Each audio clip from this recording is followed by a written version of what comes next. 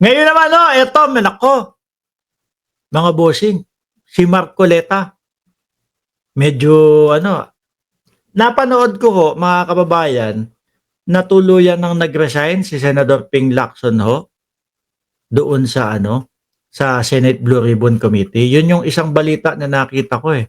Tuluyan ng nag-resign bilang Senate Blue Ribbon Committee. Pero bago ho yun, mga kababayan, kung accurate man yung nakita kong balita na yon, eto ho, mga kababayan, no?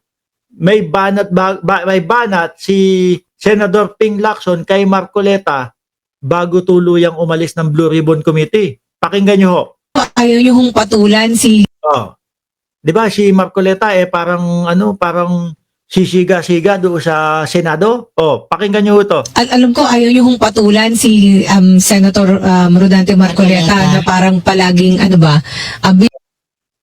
Hindi, pero pumapatol si hindi hinahayaang mag-grandstanding si Marcoleta.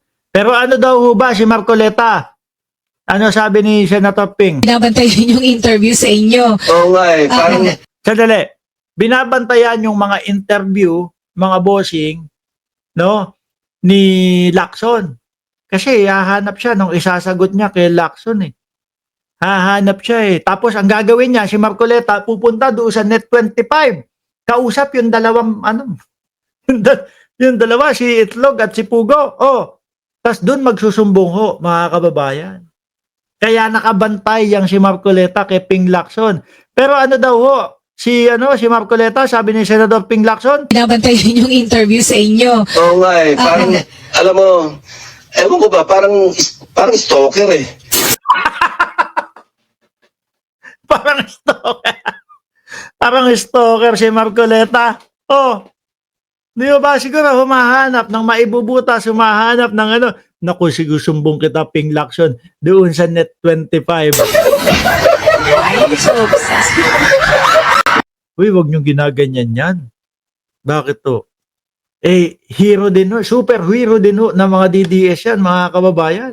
Yan ang tanging pinangahawakan ng mga DDS ho. Si Marcoleta, mga bossing. Oh, hindi, sorry. Hindi ho ito ang hindi ho ito yung susunod natin. Kasi, ang kasunod niyan, kay Ping Lacson pa din ho, mga kababayan, ultimo ho yung mga kagaya po ni yung kagaya ni Arnold Clavio nananawagan. Kasi nabalita nga di ba? Ang sinabi kasi ni Senador Ping Lacson na kung hindi masaya yung mga kasama ko doon sa Senado magbibitiw na lang ako. Kaya napa-comment si Arnold Clavio. Ang sabi niya huwag tayong titigil ngayong gabi para iparating kay Senator Ping Lacson ang ating mensahe kaso huli na. Mukhang nagbitaw na nga talaga, di ba? Huwag kang bumitiw bilang chairman ng Senate Blue Ribbon Committee. Ako man din ho, ganyan din ho ang ko, mga kababayan eh. Panawagan ko kay Senator Ping eh. Kasi talagang naiimbestigahan po lahat. Nalalaman po lahat. Kaso siguro etong mga senador na nandoon sa mga DDS do sa Duterte Block, ginigipit siya, iniipit siya, ganito. Kaya nagbitiw din siguro, no? Sabi ni Clavio kay Lacson, nasa likod mo ang mamamayan. Broadcast journalist Arnold Clavio appealed to Senator Panfilo Lacson not to resign as chairman of Senate Blue Ribbon Committee. Sayang, Sino kaya sa tingin ninyo ang papalit niya? Si Rodante Marcoleta na naman? Nako po. Kung si Rodante Marcoleta na naman, papaina na naman tayo ng mga malagotesa nun. Di ba? Hindi pa final, nagmi-meeting sila. Sabi, hindi, may nakita akong balita dun Dali, ipapakinig ko sa inyo, ha? Ipapakinig ko sa inyo. Hindi ko alam kung ba't hindi nasama ito doon sa pinakita ko. Yung kay Lacson, andali lang, ha? Sana, maano na natin to. Makuha natin mismo yung Lacson, ito. Naku, si Chavit, Hindi ko makita yung bilyonaryo din yata or kung ano man yung nag-news nun. Anyway, hahagilapin ko po tapos ihahabol ko doon sa live natin mamaya. No? Lacson. Ito ba 'yon? Hindi, pero mamaya ko hahanapin ho, mga kababayan. Pag nagla-live tayo, mahirap maghanap eh. Ngayon ho, mga bossing, dumako tayo dito. Boying Remulla. Boying. May sinasabi si Amy Marcos dito.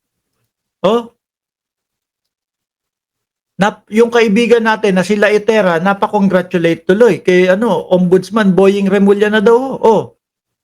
Bakit to? Kasi may pinapakalat official statement daw ni Senator Amy Marcos, mga kababayan, Oktubre 5, 2025 sa Lunes. Lunes na dyan sa Pilipinas. No? Sa Lunes, nakatakdang hirangin si Boying Remulla bilang ombudsman. Naku, congratulations Secretary Boying Remulla. Ito galing official statement Senator Amy Marcos. Sa Lunes, nakatakdang hirangin si Boying Remulla bilang ombudsman. Tunay ngang kulay itim pa rin ang kulay ng bayan, ha? Bakit naman naging kulay itim? Madumi talaga sila, kinasuhan para matuloy. Para di matuloy si Remulla.